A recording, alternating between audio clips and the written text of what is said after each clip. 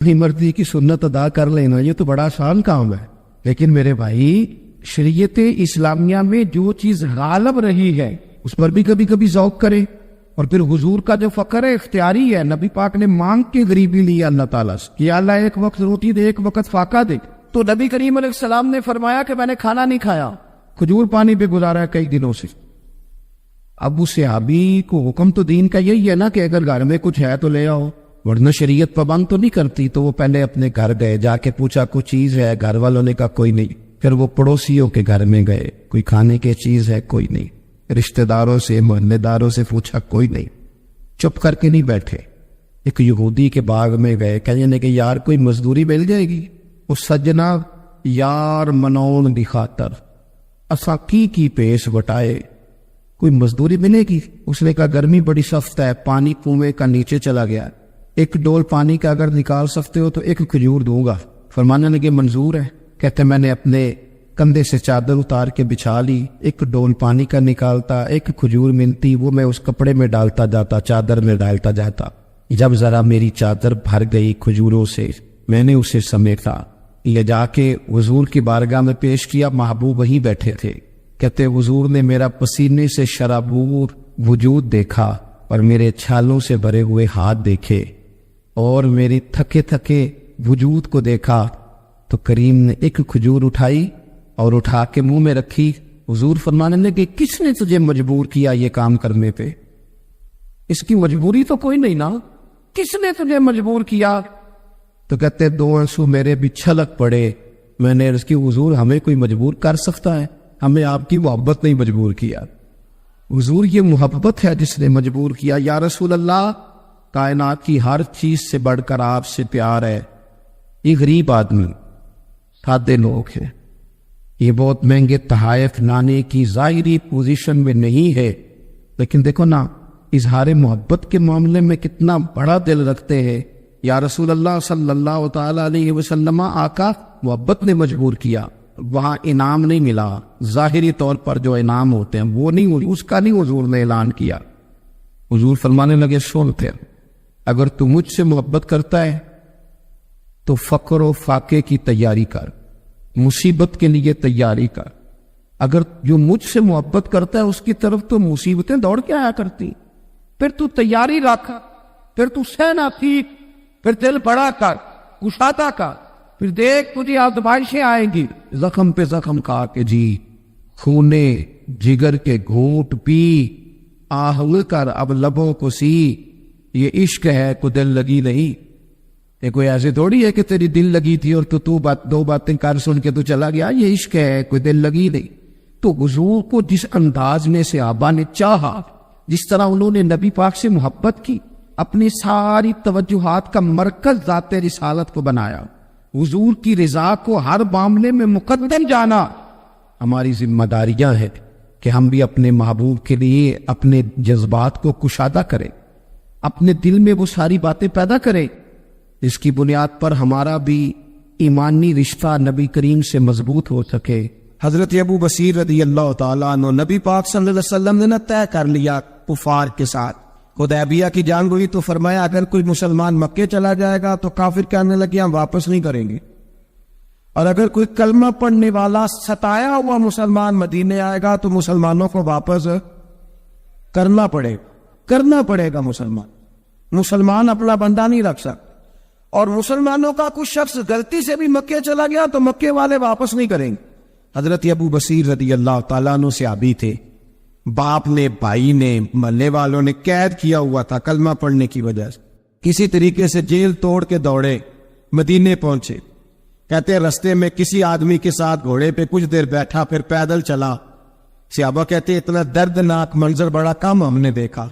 ابو بصیر جس گلی سے گزرتے وہاں خون پھیل جائے، ان کی ٹانگیں خون سے کچتی، وہ زنجیریں بندھی ہوئی. در رسول پہ حضور میں بھاگ کے آیا ہوں. کہتے ابھی نبی پاک صلی اللہ علیہ وسلم ان کی بات سن ہی رہے تھے کہ پیچھے سے قریش کے 2 سپاہی بھی آ گئے. کہنے لگے یہ بھاگ کے آیا ہے اور آپ کا وعدہ تھا کہ آپ واپس کریں گے. چشم زدن میں ذرا سوچنا، چشم زدن میں تھوڑی دیر کے لیے غور کرنا کہ ہمیں ہمارا استاد، ہمارا پیر دھتکار دے کہ جا دوڑ جا، تو کہتے ہیں بسم اللہ جناب یہ جا رہے ہیں، ایمان کی پختگی دیکھیں، اس نے تو ہمیں نکال ہی دیا جی، وہ کیسا بندہ ہے، یہاں تو کسی کے یہاں کوئی فاتحہ پڑھنے نہ جائے تو لوگ بگڑ جاتے ہیں، کہتے ہیں اس نے سلام بھی نہیں، فاتحہ نہیں پڑھی، بس ختم، اس کو احساس ہی نہیں۔ حضرت سیدنا ابو بصیر سامنے کھڑے، سامنے 2 سپاہی آ گئے، ذرا دیکھیے ایمان کی پختگی، ایمان، یقین اور استقامت۔ امام بیہقی نے دلائل کے اندر لکھا ہے، فرماتے ہیں نبی کریم صلی اللہ علیہ وسلم نے ان کی طرف دیکھا تو حضور کی مقدس آنکھیں آنسوؤں سے بھر گئی۔ حضور نے فرمایا ابو بصیر تیری تکلیف مجھے نظر آ رہی ہے، پر میں نے وعدہ کیا ہوا ہے، میں نے وعدہ، بھائی یہاں ڈٹ کے رہنا بڑا مشکل، یہاں قائم رہنا بڑا کٹھن مرحلہ، یہاں آزمائش کے موقع پر دین پر انہوں نے تو رکھا ہی نہیں، لوگ تانے دیتے ہیں، باتیں کرتے، رکھا ہی نہیں، تو پھر ان کا بنتا ہے۔ حضور نے فرمایا تجھے جانا پڑے گا۔ صحابہ کہتے ہیں پورے مدینے میں ایسے تھا جیسے سوگ کا سما ہو۔ جب وہ 2 سپاہی حضرت ابو بصیر کو پکڑ کے لے جا رہے تھے تو وہ پلٹ پلٹ کے پیچھے دیکھتے تھے، پلٹ پلٹ، پیروں میں خون ہے، آنکھیں آنسوؤں سے بھری ہوئی۔ فرماتے ہیں جب وہ پلٹ رہے تھے تو مدینے کی گلیاں بھی رو رہی تھی۔ میرے نبی پاک جب وہ آنکھوں سے اوجھل ہو گئے تو حضور بیٹھ گئے زمین پہ، نبی پاک نے رونا شروع کر دی، فرمایا اللہ تو نے اس شخص کی مدد فرمانی ہے، اس پر کرم کرنا ہے، اللہ اس کا خیال فرمانا، اس کے لیے دعا کی، حضور روئے۔ حضرت ابو بصیر باہر نکلے تو وہ جو کافر تھے نا، وہ کہنے لگے تو بڑا بنتا تھا ان کا، انہوں نے مجھے رکھا نہیں، تجھے رکھا بھی نہیں۔ تو حضرت ابو بصیر نے تھپڑ مارا منہ پہ، کہنے لگے میں وہ نہیں جو تھوڑی سی بات سے بدل جاؤں، ایمان، یقین اور استقامت کی دولت ملی ہوئی ہے۔ آپ فرمانے لگے میرا تو ایمان اور پختہ ہو گیا ہے کہ میرا نبی اپنے وعدوں کا بڑا پابند ہے، میرا رسول اپنے وعدوں کا بڑا پابند ہے۔ حضرت ابو بصیر کہتے ہیں مدینے کی سرحد گزر گئی تو میں نے کھینچی تلوار، ان میں سے ایک سپاہی، اب آؤ میرے مقابلے میں جس نے آنا ہے، ایک کو مارا، دوسرا بھاگ گیا۔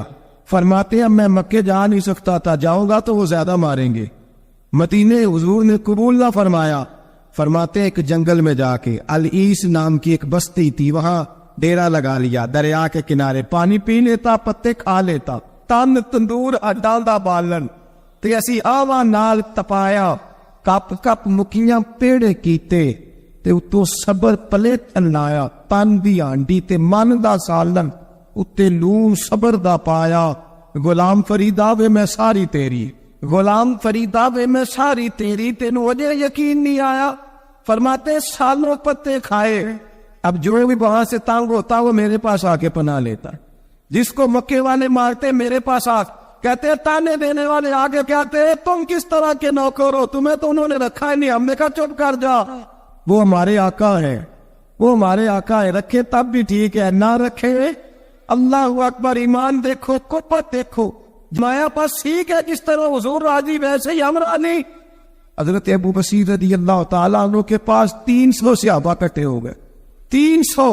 حضرت ابو بصیر جب مدینے کی سرحد سے گزر رہے تھے نا تو نبی پاک نے ایک آواز دی تھی، فرمایا ابو بصیر ایک وقت آئے گا کہ میرا پیغام تجھ تک پہنچے گا، ایک ٹائم آئے گا۔ حضرت ابو بصیر سے جب کوئی کہتا نا کہ زندہ کس بات پہ ہو تو فرمانے لگے مصطفیٰ کے فرمان پہ بڑا یقین ہے، بلاوا آئے گا، مجھے بلاوا، مجھے یقین ہے کہ مجھے بلاوا، بڑی امید ہے سرکار قدموں میں بلائیں گے، اور کرم کی جب نظر ہوگی مدینے، مجھے یقین ہے کہ مجھے بلاوا۔ حضرت ابو بصیر رضی اللہ تعالیٰ عنہ فرماتے ہیں کہ وقت گزرتا گیا، 300 لوگ اکٹھے ہو گئے۔ جب کوئی مسلمانوں کا قافلہ مکے کے پاس سے گزرتا تو مکے والے لوٹ لیتے تھے، حضور نے بھی اجازت دی مدینے والوں کو، اگر ان کا قافلہ کوئی آئے تو انہیں بھی حملے کی اجازت ہے، کفر کا مال مال غنیمت ہے۔ حضرت ابو بصیر کہتے ہیں جب بھی ہمارے قریب سے وہ رستہ تھا شام کی طرف جانے کا، جب بھی کافر گزرتے ہم ان کے قافلے پکڑ لیتے، لوٹتے، ہم بھی ان کو اس طرح کی سزا دیتے جو مسلمانوں کو دیتے تھے۔ فرماتے ان کا جینا محال ہو گیا، ہاتھ باندھ کے نبی پاک کی بارگاہ میں گئے، کہنے لگے یہ شرک ختم فرما دیں اور آپ ان کو بلا لیں، بلا لیں۔ حضرت ابو بصیر فرماتے ہیں میں بوڑھا آدمی تھا، دن بھر میں کام کرتا، محنت کرتا، اس علاقے میں کھیتی باڑی کرتا، جب رات ہوتی تو میں کسی پہاڑ کے ٹیلے پہ بیٹھتا اور مدینے کی جانب منہ کر لیتا اور میں انتظار کرتا بلاوا کب آئے گا، کب حضور کا پیغام آئے گا، میں انتظار کرتا۔ حضرت ابو بصیر رضی اللہ تعالیٰ عنہ بیمار ہو گئے، شدید بیمار، سخت بیمار تھے، تو قریش نے شیخ ختم کی۔ حضرت ابو ہریرہ کہتے ہیں نبی پاک نے 2 صحابہ کو رکا دیا، فرمایا جاؤ اسے جا کے کہو آ جائے، اسے کہو آ جائے۔ صحابہ کہتے ہیں ہم پہنچے تو ان کا آخری وقت چل رہا تھا، آخری ہجکیاں تھی، ایمان اور یقین دیکھو، آخری ہجکیاں۔ لوگ کہتے ہیں ابو بصیر وقت آ گیا، وہ کہتے ہیں نہیں ابھی وقت نہیں آیا، وقت تب آئے گا جب نبی پاک کا بلاوا آئے گا۔ حضور کا وعدہ تھا وقت تب آئے گا جب میرے نبی کا بلاوا آئے گا، ابھی بلاوا نہیں آیا، تو ابو بصیر کا وقت بھی نہیں آیا۔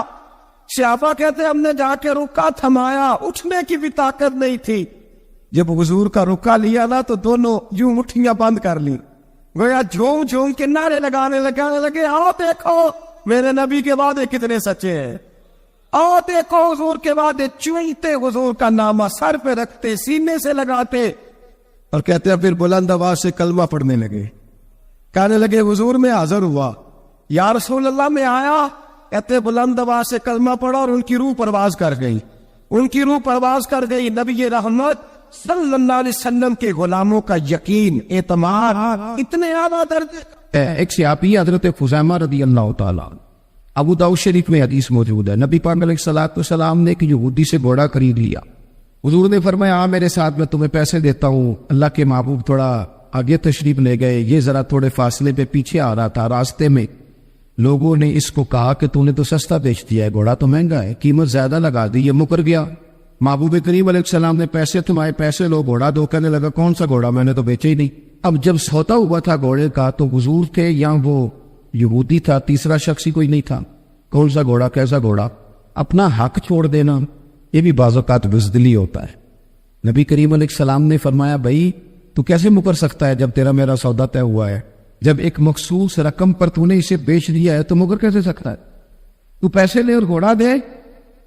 اب جب تھوڑی سی بات تکرار میں آئی تو کچھ لوگ وہاں جمع ہو گئے، مسلمان، یہودی اور بھی کئی لوگ۔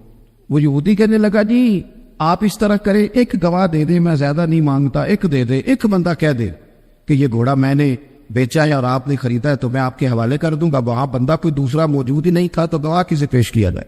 حضرت خزیمہ رضی اللہ تعالیٰ عنہ نبی کریم کے صحابی ہے، فوراً بولے، وہ بھی لوگوں کی باتیں سن کے وہاں آئے تھے، فوراً بولے، کہنے لگے یا رسول اللہ میں دیتا ہوں گواہی۔ دوڑ کے آگے آئے، کہنے لگے جی میں گواہی دیتا ہوں کہ آپ نے گھوڑا خریدا ہے، یہودی نے بیچا ہے۔ اب اس نے کہا تھا ایک بندہ کہہ دے تو میں دے دوں گا، اس کی شرط پوری ہو گئی، حضور نے پیسے اس کے ہاتھ میں دیے، اس نے گھوڑا محبوب کے دستے مبارک میں لگام تھمائی، حضور تشریف لے گئے، غلام کو دیا، گھوڑا گھر چلا گیا۔ نبی کریم نے حضرت خزیمہ سے کہا خزیمہ ایک بات تو بتا، تو تھا ہی نہیں اور تو نے بن دیکھی گواہی کیسے دے دی؟ تو حضرت خزیمہ رضی اللہ تعالیٰ عنہ کہنے لگے یا رسول اللہ یہ تو زمین کی خبر ہے نا، میں نے تو آسمان کی چیزیں بھی نہیں دیکھی، آپ نے کہا ہے تو میں مان گیا ہوں، تو میں تو آسمانی خبریں مان گیا، میں تو جنت آپ کے کہنے پہ مان گیا، میں تو دوزخ آپ کے کہنے پہ مان گیا، میں تو فرشتے آپ کے کہنے پہ مان گیا، میں تو قیامت کی ساری باتیں آپ کے کہنے پہ مان گیا۔ وہ بتا رہے ہیں، گویا وہ سمجھا رہے ہیں یا رسول اللہ میں نے تو رب بھی نہیں دیکھا، تو آپ کے کہنے پر مان گیا، اور جب اتنی ساری چیزیں آپ کے کہنے پہ مان گیا ہوں تو گھوڑا تو چیز ہی کوئی نہیں۔ اب دیکھیے حضور کا تبصرہ یہاں کیا ہے، انہوں نے ایمان کا مرکز و محور ذات مصطفیٰ کو سمجھا، ان کو سمجھ آئی کہ کل کائنات حضور کی ذات ہے۔ اب حضور سید آدم علیہ السلام نے اس بات کو سن کر اعلان کیا فرمایا؟ حضور فرمانے لگے لوگوں جہاں بھی شرعی گواہی کی ضرورت ہو نا تو گواہ چاہیے ہوتے، لیکن جہاں میرا یہ خزیمہ موجود ہو ایک کی گواہی دو کے برابر شمار کی جائے۔ اتنا بڑا اعزاز، نظریاتی طور پر اتنی زیادہ پختگی، جب تک اپنے ایمان کا مرکز اور محور ذات مصطفیٰ کو نہیں سمجھا جائے۔ ایک اور بھی بات عرض کروں، کئی کام ہوتے ہیں، وہ کام تو ہوتے ہیں پر خشک بڑے ہوتے، کچھ ڈیوٹیاں تو ہوتی ہیں لیکن وہ ڈیوٹیاں تھکا بڑا دیتی، کچھ سفر تو ہوتے ہیں پر وہ سفر پورے وجود کو توڑ پھوڑ کے رکھ دیتے، لیکن کچھ کام ایسے ہوتے ہیں جو بندہ بڑے ہی ذوق سے کرتا ہے، کچھ ڈیوٹیاں ایسی ہوتی ہیں کہ بندہ کہتا ہے کبھی 2 گھنٹے اور کرنی پڑ جائے نا، کچھ سفر ایسے ہوتے ہیں کہ جس میں بندے کا دل کرتا ہے یا اللہ یہ سفر کبھی روز ملے نا۔ چلے نہیں سمجھ آتی تو ایک سادی سی کسی شاعر نے بات کی ہے، اس نے کہا ہے کہ دنیا اندیا سفراں تو بندہ تھک بھی تے جاندا ہے نا، پر سفر مدینے دا ہر وار ہی بڑا سوہنا۔ کچھ سفر تھکاتے نہیں نا، اکتاہٹ نہیں ہوتی، کچھ چیزیں انسان ذوق سے کرتا ہے، اس کی طبیعت اگر نبی پاک علیہ السلام کی ذات کے ساتھ دل کی قلبی وابستگی ہو جائے، دین کا کام تھکاوٹ پیدا نہیں کر، مسجد کی حاضری بوجھ نہیں بنتی، انسان کے لیے کوئی بھی خیر کا کام کرنا مشکل نہیں ہوتا، اس کا وجود ڈھل سا جاتا ہے، اس کی طبیعت اس طرح کی ہو جاتی ہے کہ جیسے سارے نور سے ہو کر آ گئے۔ شرط یہ ہے کہ کامل محبت ہو۔ آج کل ڈھیروں لوگوں کو دعویٰ ہے حضور کی محبت کا، ڈھیروں لوگوں، اور بالکل ٹھیک ہے، ہونا بھی چاہیے، لیکن اپنے آپ سے پوچھ لینا چاہیے اچھی طرح سے، ہمیں اچھی طرح سے غور کر لینا چاہیے کہ شہرت زیادہ پیاری ہے کہ حضور، یہ ہمیں غور کرنا چاہیے۔ ہمیں غور کر لینا چاہیے کہ دولت زیادہ پیاری ہے کہ نبی پاک علیہ الصلوۃ والسلام کی ساتھ۔ ہمیں غور کرنا چاہیے کہ برادری اور قبیلے کی رسمیں زیادہ پیاری ہے یا حضور کے دین کی بات زیادہ پیاری۔